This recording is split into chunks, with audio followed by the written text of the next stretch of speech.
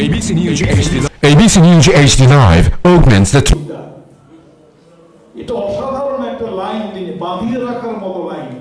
আমাদের সবার কাছে এটা একটা দিকদর্শী একটা মন্তব্য বলে আমার মনে হয়েছে।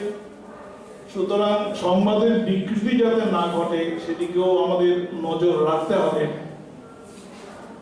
তারপরে যে বিষয়গুলো আছে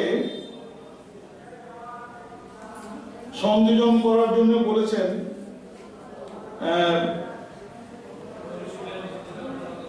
অ্যাক্রিডিটেশনের কথা বারবার এসছে। অ্যাক্রিডিটেশন অ্যাসেম্বলি অফ জার্নালিস্ট তো অ্যাক্রিডিটেশন দেয় না। অ্যাক্রিডিটেশন সরকারে, যারা সরকারে যখন থাকেন তাদের একটা অ্যাক্রিডিটেশন কমিটি তারা গঠন করেন। সেই অ্যাক্রিডিটেশন কমিটির মধ্যে সরকারের স্বাভাবিকভাবেই সরকারের পছন্দসই সাংবাদিকদের সেখানে রাখা হয়। এটা বাম আমলেও, বামেদের আমিও এক সময় ছিলাম অ্যাক্রিডিটেশন কমিটির সদস্য। একটা প্রেস অ্যাডভাইজারি কমিটি থাকে সরকারকে পরামর্শ দেওয়ার জন্য, আর একটা থাকে অ্যাক্রিডিটেশন কমিটি। কিন্তু কার্যত দেখা গেছে প্রথমত অ্যাক্রিডিটেশন কমিটিগুলোর মিটিংই হয় না, খুব কম, বছরে 2 বছরে একবার হয় কিনা সন্দেহ আছে। আর এখন যে অ্যাক্রিডিটেশন কমিটি রয়েছে সেটার অস্তিত্ব কিছু, সে অফিস থেকে আমি ফোনে বলে দিলাম যে এই নাম ওকে একটু দিয়ে দেন, আর ওকে দেবেন না। এইভাবে অ্যাক্রিডিটেশন কমিটি চলছে। এগুলো সব আপনারা জানেন। অ্যাক্রিডিটেশন নিয়ে প্রচুর সমস্যা আছে। অনুপযুক্ত পেয়ে গেছে, উপযুক্ত সাংবাদিক দীর্ঘদিন সাংবাদিকতা করছেন কিন্তু অ্যাক্রিডিটেশন পাচ্ছেন না, এরকম অভিযোগ রয়েছে। আমরা কি করতে পারি? আমরা একটা চাপ সৃষ্টি করতে পারি।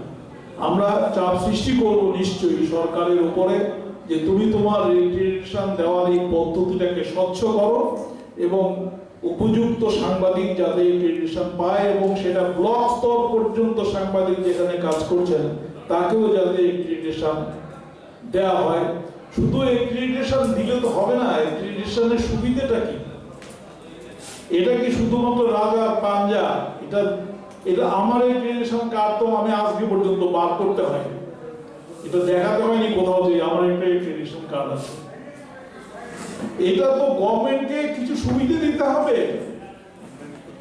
সরকার কিছু সুবিধা দিতে হবে যে যারা অ্যাক্রিডিটেশন কার্ড আছে তারা এই সুবিধাগুলো পাবে। কোনো সুবিধা এক্সট্রা বলে কিছু নেই। একমাত্র ত্রিপুরা ভবনে গেলে বা কোথাও কোনো ডাকমার মধ্যে থাকলে আপনি হয়তো কিছু সুবিধে অর্ধেক ভাড়া পেতে পারেন, তার জন্য আবার নানা রকমের ঝামেলা আছে। যাই হোক, এগুলো আমি দীর্ঘায়িত আলোচনায় যাচ্ছি না। সুতরাং অ্যাক্রিডিটেশনের কথাটা আমরা রেখেছি আমাদের দাবি সনদের মধ্যে। আর যে বিষয়গুলোর জন্য আপনারা লিখেছেন, সমস্ত বক্তব্য পেশ করেছেন, সেই সব জায়গা থেকে আমরা দেখেছি খুব বেশি নতুন সংযোজনের কথা আসেনি। জ্যোতির্ময় রায় একটা গুরুত্বপূর্ণ কথা বলেছেন যে বাম আমলেও যেই প্যারাটা রয়েছে, সংবাদপত্রের কণ্ঠরোধ করার চেষ্টা হয়েছিল, নানা কৌশল করা হয়েছিল। সেখানে কেন্দ্রীয় সরকারের যে নির্দেশ, সেই নির্দেশের ফলে রাজ্য প্রশাসন থেকে সেটা জারি করা হয়েছিল এবং আলোচনার পর সেটা প্রত্যাহারিত হয়েছিল। সেটার কথা আরেকটু একটা লাইন বাড়ানোর জন্য তিনি বলেছেন। অবশ্যই সেটা বাড়ানো যেতে পারে বলে মনে করছি। আমরা সেটা নতুন কমিটির কাছে রাখবো যাতে এটা যুক্ত করা হয়।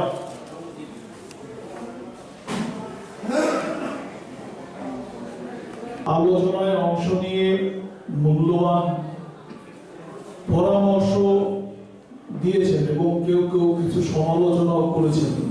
প্রথমে সামগ্রিকভাবে পরিচালক মণ্ডলীর তরফ থেকে আমরা সাদরে সমস্ত আলোচনা গ্রহণ করছি। এগুলো থেকে বিশেষ বিশেষ যে জিনিসগুলো রয়েছে আমরা আলোচনা করে পরবর্তী যে কার্যকরী কমিটি তার হাতে দিয়ে দেবো, তারা এগুলো থেকে গ্রহণ করে এই প্রতিবেদনকে সমৃদ্ধ করবেন।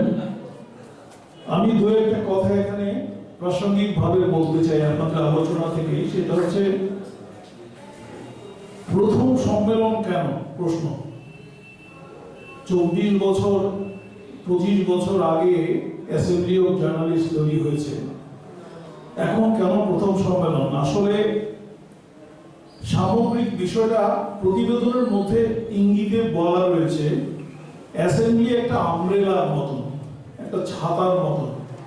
যখন বিপন্ন হয় তখন সবাই মিলে তার নিচে আশ্রয় নিয়ে ঐক্যবদ্ধ হওয়া।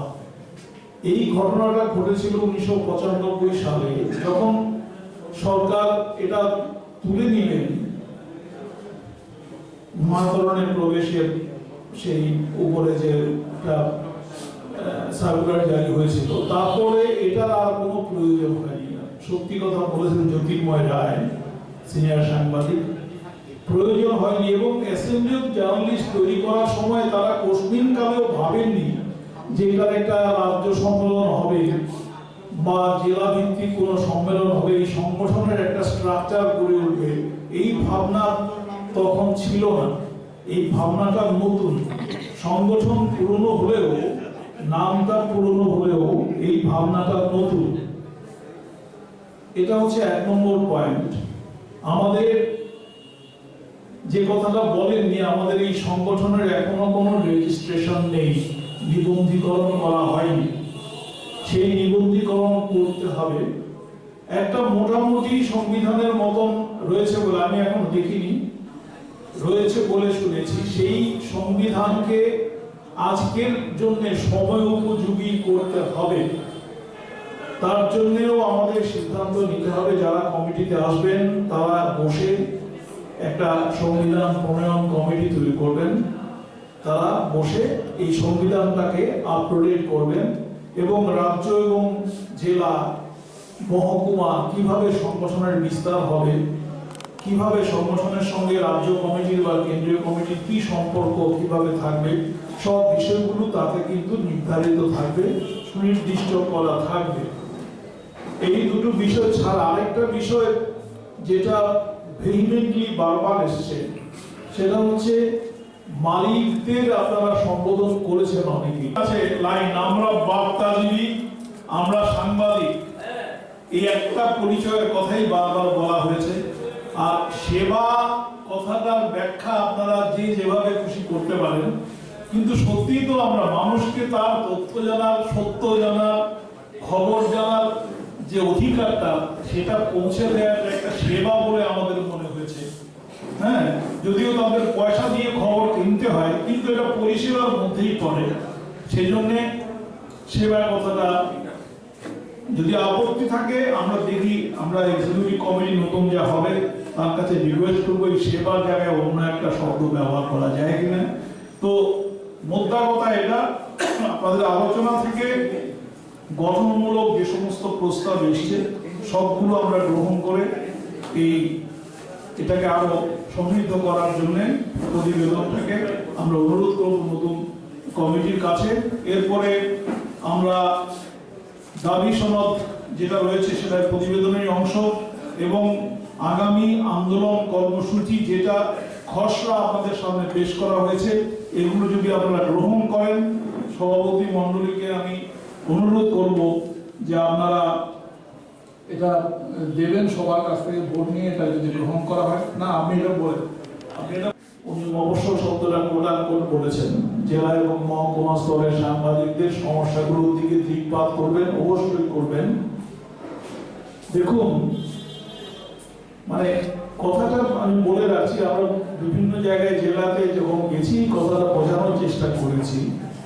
এটা অনেকটা হচ্ছে কি, কোনো একটা বাড়িতে ধরুন আগুন লেগেছে, সবাই মিলে ছুটে দৌড়ে গেছি আগুন নেভানোর জন্য, বালতি লোটা যা ছিল, টিন কলসি, যার হাতে যা আছে সব দিয়ে জল ঢালছি। জল ঢেলে আগুন নেভানোর সময় একজন কানে কানে আরেকজন বলছে, স্যার আপনি তো এই ফুল অফিসে কাজ করেন, আমি রেশন কার্ডের পিটিশনটা করছিলাম, এটা কিন্তু আমার এটা দীক্ষা দিয়ে। উনি বললেন, আচ্ছা আচ্ছা ঠিক আছে, দেখা যাবে। এটা অনেকটা এইরকম, এই যে সংগঠনটা, এটা নির্দিষ্টভাবে সাংবাদিকতার যে স্বাধীনতা, যেটা মত প্রকাশের স্বাধীনতা, সেটা যাতে খর্বিত না হয়, এবং খর্বিত হলে পরে যেখান থেকেই যারাই খর্ব করে তাদের বিরুদ্ধে আমরা সবাই লড়ব। এখানে যারা ত্রিপুরা রাজ্যে যারা মালিক রয়েছেন তাদের সবাই কিন্তু সাংবাদিকও, এবং সত্যি কথা বলতে গেলে বেশিরভাগ মালিক কোটানকোট তারা যে কোনো ওয়ার্কিং জার্নালিস্ট থেকেও বেশি কাজ করেন, এবং কেউ কেউ আছেন 17-18 ঘন্টা কাজ করেন। আমি তাই বলে মালিকের মালিকানার কথা আমি খর্ব করছি না, মালিক তো মালিকই। এবং এই যে পরিস্থিতি ত্রিপুরা রাজ্যে বিশেষত এই পরিস্থিতি বিবেচনা করেই প্রেস ক্লাব, আগরতলা প্রেস ক্লাবের সদস্যপদ দেওয়ার ক্ষেত্রেও কিন্তু সংবাদপত্রের মালিকরা, সম্পাদকরা এই অধিকার পেয়েছেন প্রেস ক্লাবের সদস্য হতে পারেন। তা নইলে ভারতবর্ষের আর কোনো প্রেস ক্লাবের মালিকরা সদস্য হন না। ত্রিপুরা রাজ্যে যেহেতু মালিক যারা ছোট ছোট মালিক, তারা কার্যত ওয়ার্কিং জার্নালিস্ট থেকেই কিছু কিছু করে করছেন। হ্যাঁ, দায়িত্ব রয়েছে, দায়িত্ব পালন করতে হবে। সব কৃষকের ঐক্য বলবেন জমিদারের বিরুদ্ধে, ধনী কৃষকের চেহারা দেখে ক্ষেত মজুর যিনি সঙ্গে আছেন তিনি বলবেন যে আরে তাই তো আমার মজুরি ঠিক মতন দেয় না, আমার ঠকায়, তাই লোকে আমি যাবো কি লিগে ফসলের ন্যায্য দর। এই যে কৃষক আন্দোলন চলছে মিনিমাম প্রাইসের জন্য, এমএসপি যেটাকে বলি, ফসলের দর পাইলে আমার কি লাভ? ক্ষেত মজুর ভাবছে যে আমি এই আন্দোলনে কেন যাব, এটা তো ধনী কৃষকের লাভ হইব, কারণ তার অনেক ফসল, সেই ফসল বিক্রি করে তিনি বেশি দাম পাবেন, তার মুনাফা বেশি হবে, আমার তো কোনো লাভ নেই। তাহলে ঐক্য কি করে হবে? ঐক্যটা তখনই হয় যদি ধনী কৃষক ক্ষেত মজুরের ঠিক মজুরিটা, ন্যূনতম মজুরিটা মিটিয়ে দেন, তাহলেই ঐক্য হবে। এই দৃষ্টিতে আপনারা দেখেছেন অনেকেই, সেই জন্য আপনাদের অভিনন্দন জানাচ্ছি। এবং আমাদেরও অনুরোধ, আমাদের দাবি সনদের মধ্যে যেটা আগে ছিল না আমরা সেটা অন্তর্ভুক্ত করেছি, যে সাংবাদিকদের জীবন মান, তাদের মান আছে, সম্মান আছে, জীবন মানটা খুব খারাপ। বেশি দিন হয়নি আমরা দেখেছি আগরতলা শহরে রাষ্ট্রপতি এসেছেন, তার কাছে ইন্টারভিউ নিতে গেছেন, তার সাংবাদিকের পেছনে প্যান্টের মধ্যে তালি লাগানো, বলছেন পুলিশ আটকে দিচ্ছে, বলছে আপনি কে? উনি পাটা নেড়ে কলারটা উল্টে বলছেন আমি সাংবাদিক। এই যে আমি সাংবাদিক, পেছনে তালি, এই জায়গাটা থেকে সাংবাদিকদের নিশ্চয়ই উঠিয়ে আনতে হবে। আমাদের মালিকরা ছোট ছোট জায়গা থেকে নিশ্চয়ই অনেকটা বড় হয়েছেন এখন ত্রিপুরা রাজ্যে, তারা নিশ্চয়ই নজরে দেবেন। কিন্তু অ্যাসেম্বলি অফ জার্নালিস্ট এই জন্য নয়। অ্যাসেম্বলি অফ জার্নালিস্ট হচ্ছে সাংবাদিকদের অধিকারের যে প্রশ্ন, মূলত সাংবাদিকতা, কথা বলার অধিকার, লেখার স্বাধীনতা, ভয়মুক্ত পরিবেশ তৈরি করা, সেটা এটা এই স্বার্থটা কিন্তু মাঠটা কিন্তু মালিক খায় না, খুব কম খায়। ঠিক বলছি কি আমি? সম্পাদক কিন্তু মার খায় না, ফিল্ডে ওয়ার্কিং জার্নালিস্ট মার খায়, সাংবাদিক যখন যায় তখন তাকেই মার খেতে হয়। সুতরাং স্বাধীনতা, ভয়মুক্ত পরিবেশটা সবার আগে দরকার, তার মালিকেরও দরকার, কিন্তু তার দরকার।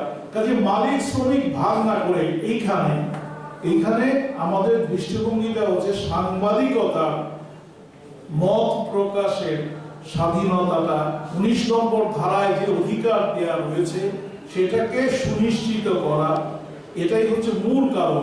আপনারা ট্রেড ইউনিয়ন আছে, ত্রিপুরা ওয়ার্কিং জার্নালিস্ট অ্যাসোসিয়েশন আছে, ইউনিয়ন আছে, এই সংগঠনগুলোতে আপনারা মালিকদের সংগঠন রয়েছে, ত্রিপুরা নিউজ পেপার সোসাইটি বা আরো অন্যান্য সংগঠন রয়েছে, তারা সেখানে বিজ্ঞাপনের জন্য লড়াই করবেন সরকারের সঙ্গে। আমরা সরাসরি অ্যাসেম্বলি অফ জার্নালিস্ট থেকে সরাসরি বিজ্ঞাপনের জন্য লড়াই করব না,